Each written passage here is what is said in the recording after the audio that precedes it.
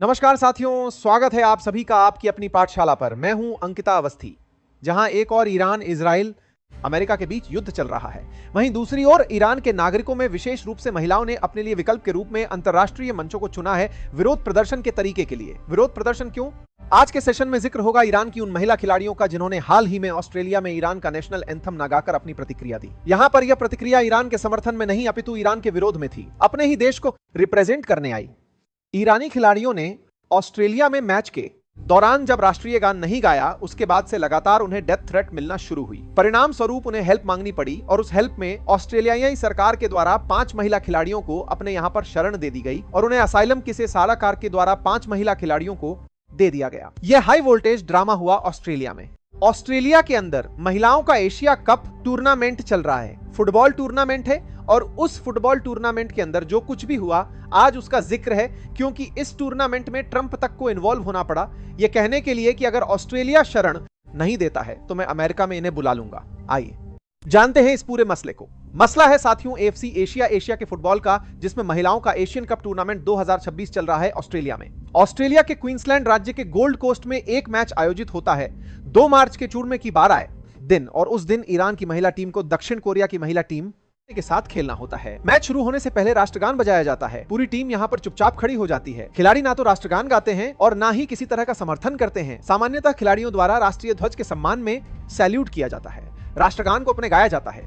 लेकिन यहाँ पर मौन रूप से उन्होंने राजनीतिक विरोध किया। इस विरोध के बाद पूरी तरह से इंटरनेशनल मीडिया में यह सुर्खियां छाने लगी कि महिलाओं ने उस समय जब अमेरिका इजराइल मिलकर ईरान पर सत्ता परिवर्तन का दबाव बना रहे हैं, खमनेई को मारने के बाद उनके बेटे को निशाना बनाने की प्लानिंग कर रहे हैं। ईरान में लगातार दबाव की राजनीति चल रही है। लगातार युद्ध ईरान में कट्टरपंथ को हटाकर एक ओपन सोसाइटी डेवलप करने के लिए किया जा रहा है। ऐसे में महिलाओं द्वारा, हिजाब पहने हुई महिलाओं द्वारा, जो कि अपने आप में ईरान के अंदर महिलाओं के द्वारा विरोध का सबसे बड़ा कारण रहा है, उन महिलाओं द्वारा राष्ट्रगान पर कुछ रिएक्शन दिया गया। हेडलाइन बनती है, इंटरनेशनल मीडिया में छा जाती हैं कि महिलाओं के द्वारा इंटरनेशनल टूर्नामेंट में ईरान को रिप्रेजेंट करते समय महिलाएं एकदम चुप रही और उन्होंने इस मंच को, इस अंतरराष्ट्रीय टूर्नामेंट को अपने विरोध के रूप में और आतरा युद्ध के समर्थन के रूप में दिखाया कि यह हमारे लिए बेहतर हो रहा है, महिलाओं के लिए बेहतर हो रहा है। इसके पीछे का क्या लॉजिक है? असल में ईरान में महिलाओं के ऊपर जो भी अत्याचार हुए हैं उसका एक लंबा इतिहास रहा है। यही कारण है कि ईरान की महिलाएं दुनिया भर में अपने अधिकारों की मांग करती रही हैं। आपने पिछले समय में महसा अमीनी का मामला भी बहुत सुना होगा, जब ईरान की महिलाएं जो हिजाब और बुर्का पहनने के खिलाफ, इस्लामिक कट्टरपंथ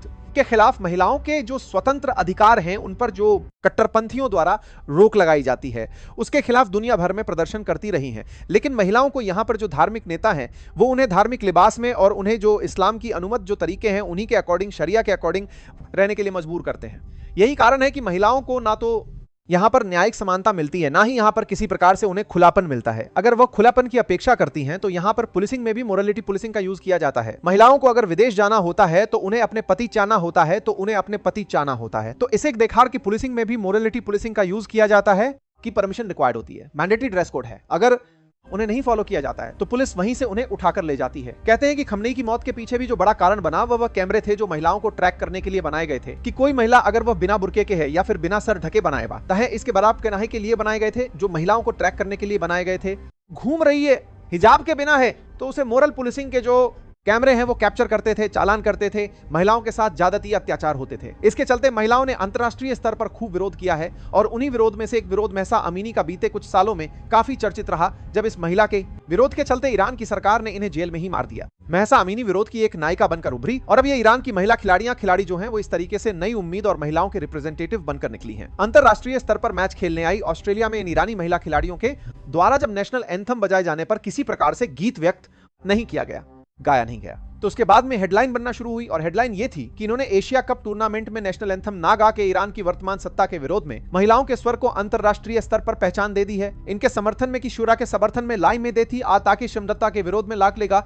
ऑस्ट्रेलिया के अंदर ईरानी मूल के जो लोग रह रहे हैं वो खुलकर सामने आए और उन्होंने इनको खूब चीयर किया। वहीं दूसरी ओर ईरान की नेशनल मीडिया ने इन्हें जंग के समय गद्दार करार दे दिया। एक टीवी एंकर ने यह तक कहा कि यह एक राष्ट्रीय अपमान है, ऐसे लोगों को पनिशमेंट मिलना चाहिए। जब ये वापस देश लौटे तो इनके साथ बिल्कुल जो भी दृढ़ता पूर्वक इनके खिलाफ कार्रवाई की जा सकती है वो कार्रवाई की जानी चाहिए। महिलाओं के खिलाफ ईरान में विरोध प्रदर्शन बढ़ने लगे। महिलाओं के परिवार, महिला खिलाड़ियों के परिवारजनों को ईरान के अंदर हिंसा का शिकार होना पड़ा। घटनाएं लगातार प्रेशर क्रिएट करने लगी। समय बीतता गया। 2 मार्च की अल्ली की बीत घटना थी। आप 10 मार्च के दिन इस घटना को सुन रहे हैं। इस बीच में 2 और टूर्नामेंट हुए, 5 मार्च और 8 मार्च को। इन दोनों ही टूर्नामेंट्स में महिलाओं ने गाना गाना शुरू कर दिया, राष्ट्रीय गान फिर से शुरू कर दिया। 5 मार्च का टूर्नामेंट ऑस्ट्रेलिया के साथ था और 8 मार्च का फिलीपींस के साथ था। इस बार महिलाएं बकायदा सैल्यूट भी कर रही थी और गीत भी, राष्ट्रगान भी गा रही थी। कारण पता चला कि इन महिलाओं को बीते 2 तारीख यानी 2 मार्च से 5 मार्च के बीच में बहुत ज्यादा मानसिक यातना सहन करनी पड़ी। जो इनके साथ स्टाफ गया था ईरान का, उसके द्वारा इन्हें हाउस अरेस्ट की तरह होटल में बंद कर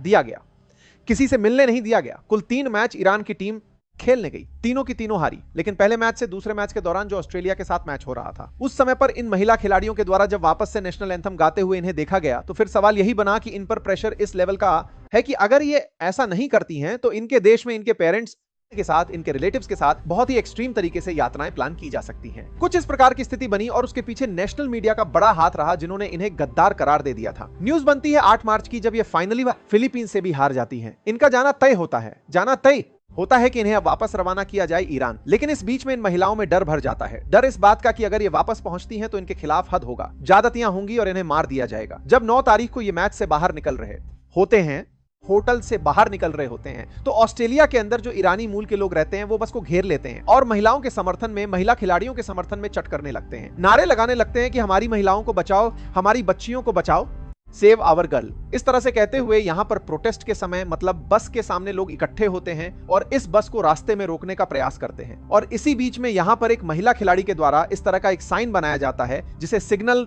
फॉर हेल्प कहा जाता है। वो अपने हाथ से कुछ इस तरह का जेस्चर बना रही होती है। अंतरराष्ट्रीय रूप में इस हैंड जेस्चर को हेल्प जेस्चर के रूप में ट्रीट किया जाता है। यदि कोई व्यक्ति हेल्प मांग रहा होता है तो उसे इस तरीके से रिप्रेजेंट किया जाता है और इस रिप्रेजेंटेशन को ही देखते हुए पूरा की पूरा मीडिया है कि सादा रामात्रिगे मांग रहा होता है तो उसे इस तरीके से रिप्रेजेंट किया जाता है। अंतरराष्ट्रीय स्तर पर प्रेशर क्रिएट करने में जुट गया। अंतरराष्ट्रीय स्तर पर यह बात डोनाल्ड ट्रंप तक पहुंचती है। ट्रंप को यह बताया जाता है कि ऑस्ट्रेलिया से अब टीम रवाना होकर ईरान जाएगी। ऑस्ट्रेलिया सरकार उन्हें वापस भेज रही है। स्वाभाविक है कि खेलने आए थे, अब वापस जाइए। ट्रंप इस बीच में इंटरवीन करते हैं और कहते हैं कि भाई अगर आपने इन महिलाओं को वापस भेज दिया तो इन महिलाओं के साथ बहुत ही गलत ह्यूमैनिटेरियन बिहेवियर होगा। अगर कोई महिला वहां रुकना चाहती है तो उन्हें ऑस्ट्रेलिया सरकार शरण दे और अगर आप नहीं दे सकते तो मैं इन्हें अमेरिका बुला लूंगा। इस बीच में ऑस्ट्रेलिया सरकार भी अपनी जेलिया सरकार भी बचाती है, कार्यवाही शुरू कर चुकी थी और उन्होंने जो महिलाएं रुकना चाहती हैं उनके लिए प्रयास करने शुरू कर दिए। ये डोनाल्ड ट्रंप का ट्वीट है कि ऑस्ट्रेलिया अगर इन महिलाओं को वापस भेज देता है तो एक टेरेबल ह्यूमैनिटेरियन मिस्टेक वो करेगा और इस तरह से एक पूरा माहौल कल के अंदर इंटरनेशनली तैयार हो जाता है कि महिला जो रुकना चाहे उन्हें शरण दे दी जाए, अन्यथा उनके देश में उनके साथ बहुत बुरा होगा। ऐसे में ऑस्ट्रेलिया सरकार 5 ईरानियन लड़कियों को जो फुटबॉल खिलाड़ी हैं उन्हें अपने यहां शरण दे देते हैं। हिजाब और बुर्के के खिलाफ जंग लड़ रही इन महिलाओं को ऑस्ट्रेलिया के गृह मंत्री टोनी बर्क ने ऑस्ट्रेलिया के अंदर रहने की इजाजत दे दी और इन्हें पूरी तरह से शरण देने का अनाउंसमेंट किया। ये टोनी बर्क है और इनका ये आज का सुबह का ट्वीट है जिसमें इन्होंने कहा कि पिछली रात हमने 5 महिला खिलाड़ियों को अपने यहाँ रुकने का और वेलकम करने का आज संदेश दे दिया है। ये ऑस्ट्रेलिया के गृह मंत्री हैं और इनके बढ़कर रहा कर रहे हैं। साथ में ये महिला खिलाड़ी हैं जो फिलहाल मुक्त हैं। अपने आप को हिजाब से फ्री और बुर्के से फ्री दिखाते हुए ये सिंबॉलिक है कि हम महिलाओं के खुलेपन की वकालत करती हैं। लेकिन बड़ा सवाल यह है कि बाकी बची महिलाओं का क्या होगा जो इनके साथ में खेल रही थी या फिर महिला खिलाड़ी जो थी साथ में और जो स्टाफ इनके साथ आया था जो वापस लौट रहा है उनके साथ क्या होगा। ये 5 वो हैं जो विलिंगली रुक गई और इनके परिवारजन वहीं रह गए, उनके साथ क्या होगा।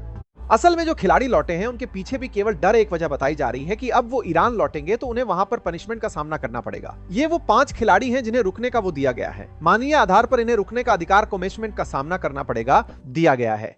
लेकिन और जो 21 लोग हैं उनके फ्यूचर का कुछ नहीं पता, उनका क्या होगा जो वापस लौट रहे हैं। इनके बारे में गृह मंत्री ने कहा जो रुकना चाहते थे हमने उन्हें परमिशन दी, जो जाना चाहते थे उन्हें हमने जाने की कह दी। कुल मिलाकर ट्रंप इससे खुश हुए। उन्होंने इसके लिए शाबाशी ऑस्ट्रेलिया के पारा है और रुकना चाहते थे कुल मिलाकर ऑस्ट्रेलिया के इंगाहा प्रधानमंत्री को दी और कुल मिलाकर महिला खिलाड़ियों का मामला एक अंतरराष्ट्रीय मामला बनकर के निकलकर सामने आया। लेकिन उसके बावजूद भी जब आज के दिन ये फ्लाइट इनकी रवाना होने जा रही थी उस समय पर भी लोग उस बस को रोकना चाह रहे थे कि रोको इन्हें, अदरवाइज इनके साथ में कुछ बुरा हो जाएगा। लोग सड़कों पर लेट मिशारे थे, लिबराते बंद की लेकर दे कारी माम की लेकर आते थे। लेकिन उसके बावजूद भी जब आज के दिन ये फ्लाइट इनकी रवाना होने जा रही थी, गए सेव आवर गर्ल के नारे लगाए जाने शुरू हुए कि हमारी बच्चियों को जाने से बचाओ अन्यथा उनके साथ बुरा हो जाएगा। लेकिन फाइनली ईरान की फुटबॉल टीम लौट गई है। देखना होगा ईरान सरकार उनके साथ क्या करती है।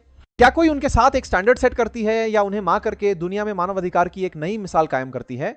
जो भी हो लेकिन देखना होगा। लेकिन इस बीच में जिस तरह से पश्चिम एशिया के हालात हैं उसे देखते हुए क्या फीफा वर्ल्ड कप रुक पाएगा, क्योंकि फीफा वर्ल्ड कप में ऑस्ट्रेलिया, कनाडा और मेक्सिको तीनों इन्वॉल्व हैं। होने वाले भविष्य के टूर्नामेंट में अभी मिडिल ईस्ट के बहुत से देश पर पार्टिसिपेट भी कर पाएंगे या नहीं। बड़ा सवाल बना हुआ है। जहां तक बात हो युद्ध के अपडेट की, तो युद्ध अपने 10वें दिन में एंट्री 11वें दिन में एंट्री कर चुका है। 1255 लोगों के मारे जाने की खबर मीडिया में आ चुकी है। ट्रंप को जहाज डुबोने में मजा आ रहा है। वह अपनी कार में बात हो युद्ध के अपडेट की साली की सारथी है, तरफ से अपडेट दे रहे हैं। दूसरी तरफ स्टेट ऑफ होमज से निकलने वाले जहाजों को लेकर अलग अलग बयान दिए जा रहे हैं। जहां एक और ईरान के कुछ ऑफिशियल्स कह रहे हैं कि यदि मिडिल ईस्ट के देश अपने यहां से अमेरिकी राजदूतों को निकाल दें तो हम उनका तेल जाने देंगे, या फिर हमको आप कुछ चालान देकर जाएं, कुछ रकम देकर जाएं और फिर आप रोड क्रॉस करें, मतलब स्टेट ऑफ हॉर्मोज क्रॉस करें। स्थितियां थोड़ी अलग तरह से चल रही हैं। देखना होगा फ्यूचर क्या होता है। बाकी आप सभी इस विषय पर क्या सोचते हैं, अपनी राय जरूर रखें। लिंक मैंने कमेंट बॉक्स में एक हमारे इंटरव्यू का लिंक आपके साथ शेयर किया है। इस वीडियो के कमेंट बॉक्स में जिसमें हमने आरबीआई के पूर्व गवर्नर रघुराम राजन जी से हमारा जो इंटरव्यू हुआ उसको साझा किया है, आप उसे देखें। अर्थव्यवस्था पर अपनी समझ को इनके साथ वार्ता में जिस तरह से हमने डिस्कस किया है उसे समझें। अगर आपको उपयुक्त लगे तो औरों से भी इसे साझा करें। फिलहाल के लिए इतना ही। बहुत बहुत धन्यवाद।